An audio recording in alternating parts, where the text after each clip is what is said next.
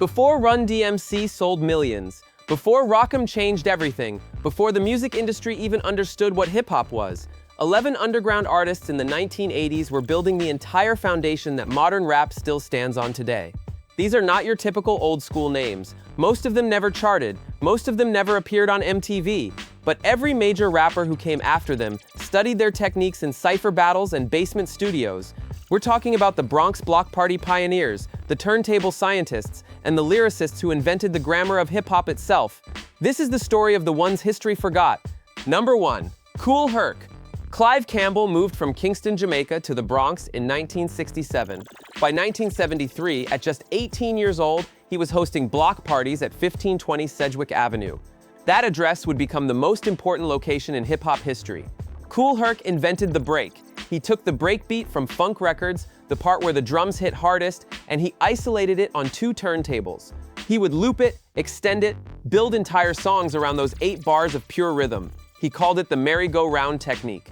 Every DJ who came after him studied this. Every producer in the modern era uses this exact blueprint. Grandmaster Flash watched what Herc was doing and then refined it. Afrika Bambaataa saw it and built an entire cultural movement around it. But here is the thing that defines Kool Herc's legacy. He never needed to record an album to change the world. His influence was so pure, so fundamental, that it infected every other pioneer around him. The turntable stopped being a playback device. It became an instrument. It became the voice of the streets. Number 2. Grandmaster Flash. While Kool Herc was building from funk, Grandmaster Flash was building from theory. Born Joseph Sadler in the Bronx, Flash was obsessed with how sound worked. He developed what he called quick mix theory. This was not just about extending breaks. This was about using the turntable as a compositional instrument. Mixing, scratching, cutting, layering. Flash was doing algebra with vinyl. He worked as a plumber during the day. At night, he was in Harlem nightclubs teaching DJs what he had figured out.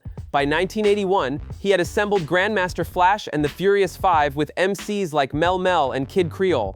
But even before the message hit number 4 on the Billboard Hot 100 in 1982, Flash was an underground legend. DJs would travel across the city just to watch his hands on the turntables. The message gave Flash his fame, but his influence came from those underground years when he was literally inventing the language of production. Every remix artist, every producer who layers beats, every DJ who understands turntables as instruments, they are all descendants of Grandmaster Flash's theory. Number 3. Afrika Bambaataa. Born Kevin Donovan. He took the name Afrika Bambaataa in 1975. Now here is what separates Bambaataa from every other pioneer on this list. He did not just invent a technique, he invented a philosophy. He invented a culture. The Bronx in the late 1970s was controlled by gangs, serious gangs. The Black Spades, the Savage Skulls, the Black Assassins. These were not spray paint crews, these were organizations that killed people. Bambaataa realized that hip-hop could be the thing that united these neighborhoods. In 1980, he formalized the Zulu Nation. This was a collective of DJs, MCs, dancers, and graffiti artists. He organized massive hip-hop gatherings at the Bronx River Community Center. Documented, verified. Gangs showed up. Instead of fighting, they battled on turntables. They battled on microphones. They battled on cardboard with dance moves. Within 2 years, gang violence in specific neighborhoods demonstrably decreased. Hip-hop did not end gang culture. But Bambaataa proved it could be a choice, a better choice. His album Soul Sonic Force Planet Rock in 1982 was massive underground but barely cracked the mainstream. It does not matter. Bambaataa changed the trajectory of an entire city. He proved hip-hop could be a peace movement. Number 4. Grand Wizard Theodore. Casual. He was a teenager. He literally invented scratching as a teenager. Born Theodore Livingston in 1963, he grew up watching Grandmaster Flash and Kool Herc. But instead of just studying their techniques, he created an entirely new one, the scratch, the crab scratch, the forward scratch. These are not just sound effects, they are compositional techniques. They changed how hip-hop could be produced. Grand Wizard Theodore joined Grandmaster Flash Circle as part of the Fantastic Five DJ crew. But his real contribution was showing that the DJ had unlimited possibilities. You could manipulate the record in real time. You could create sounds that did not exist on the original record. You could turn the turntable into a synthesizer before synthesizers were even part of hip-hop production. Every single DJ who has ever scratched, every remix, every turntablist performance, the entire genre of turntablism, that comes from a teenager named Theodore who figured out how to drag a needle across vinyl in ways nobody had imagined. Number 5. Melle Mel. Melvin Glover was part of Grandmaster Flash Circle from the very beginning, 1977. But Melle Mel did something that changed hip-hop in a different way. He made hip-hop about something other than party dancing. Moved the Message in 1982. That record talked about poverty, about unemployment, about the reality of living in New York City ghettos. Before The Message, most rap records were about partying, about having fun, about dancing. There is nothing wrong with that. But Melle Mel proved that rap could be journalism. Rap could be social commentary. Rap could tell the truth about the world. That 1982 record hit number 4 on the Billboard Hot 100. But before that, Melle Mel was already legendary in the Bronx. He was known for complex rhyme schemes, for storytelling ability, for bringing poetry to hip-hop in the underground cipher battles. His influence on narrative rap, on socially conscious hip-hop, on the idea that MCs could be more than party entertainers, that all comes from Melle Mel establishing it in the underground first, then proving it could work commercially. Every conscious rapper owes something to Melle Mel. Number 6. Fab Five Freddy. Fred Brathwaite. Now here is an artist who did something almost nobody else was doing. He bridged hip-hop and high art.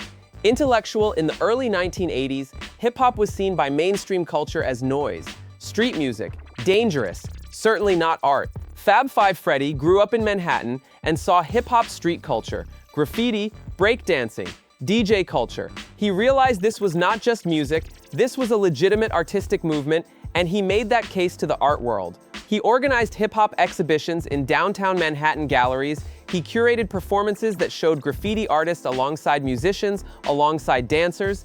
He essentially invented the concept of hip-hop as a multimedia art form before anybody else was thinking about it. His recorded output was minimal, his impact on record sales was negligible, but his impact on legitimizing hip-hop in the eyes of mainstream institutions was enormous. He also pioneered hip-hop documentary filmmaking. Later, he would go on to host MTV Raps, but in the early underground days, Freddy was doing something radical.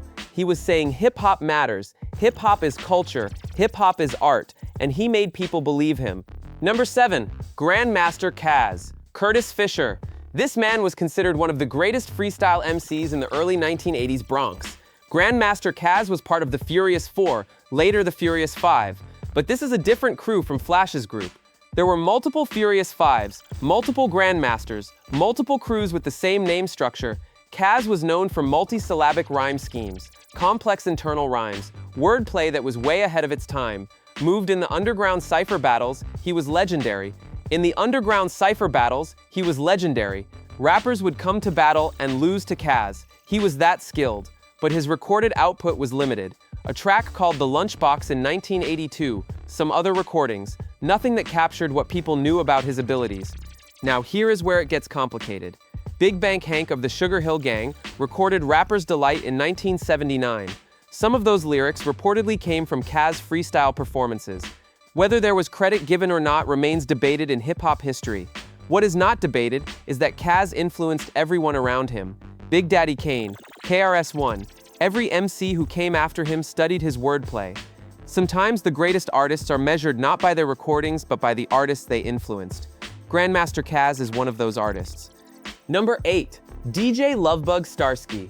Think about this. Before anyone was playing hip-hop on commercial radio, before MTV, before television was even interested in hip-hop, DJ Lovebug Starski was on WKTU-FM in New York, playing hip-hop and funk and soul on the radio waves. This was revolutionary. The radio still thought hip-hop was a fad, a novelty. Starski built entire radio shows around hip-hop records. He curated them, he explained them, he made them legitimate. He helped establish the format that would eventually become mainstream radio hip-hop, the mix show, the blend of multiple genres. The idea that hip-hop belonged on commercial radio, moved, his recording output was minimal. But his impact on how hip-hop was distributed, how it reached people, how it became part of mainstream culture through radio, that is enormous. Without DJs like Lovebug Starski making the case on the radio, hip-hop might have stayed an underground phenomenon much longer. Starski understood something fundamental. Distribution is as important as the music itself. Number 9. Schoolie D. Jesse Weaver Jr. from Philadelphia. While the Bronx was getting all the media attention in the 1980s, Schoolie D was doing something different on the other side of the country.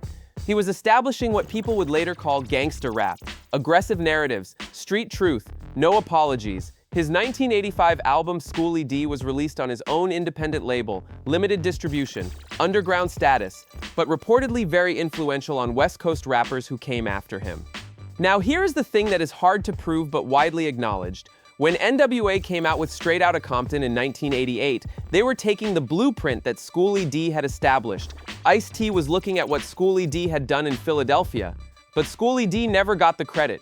He never got the fame. He never got the commercial success.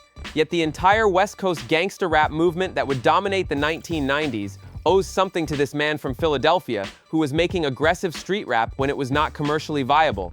That is the underground pioneer story. You establish something, you prove it works, and then someone else becomes famous for taking your blueprint. Number 10. TL Rock, one of the earliest recording artists to work with Russell Simmons and Def Jam Records. His 1982 record It's Yours with DJ Akim was one of the very first Def Jam releases.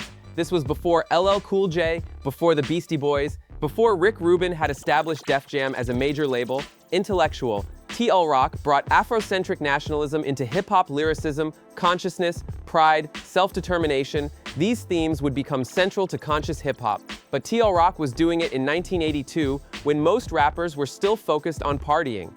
Documentation about TL Rock's later career becomes sparse, but those early Def Jam recordings established something important. They showed that Def Jam was willing to take chances on experimental artists, that Russell Simmons understood that hip-hop could be culturally conscious and commercially viable. TL Rock did not become a household name, but he was part of the foundational moment that made Def Jam what it became.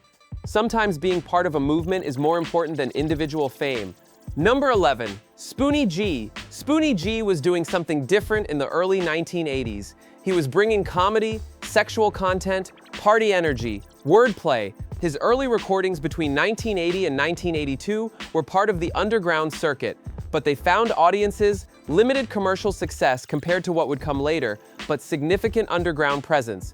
The Spoonie G established that hip-hop could be entertaining in multiple ways. You did not have to be socially conscious like Grandmaster Flash. You did not have to be technically skilled like Grandmaster Caz. You could just be fun. That seems obvious now, but in the underground cypher battles, everything was about proving skills, proving you were the best, proving you were stronger than the next MC. Spoonie G came in and said you could also just entertain people. You could make them laugh.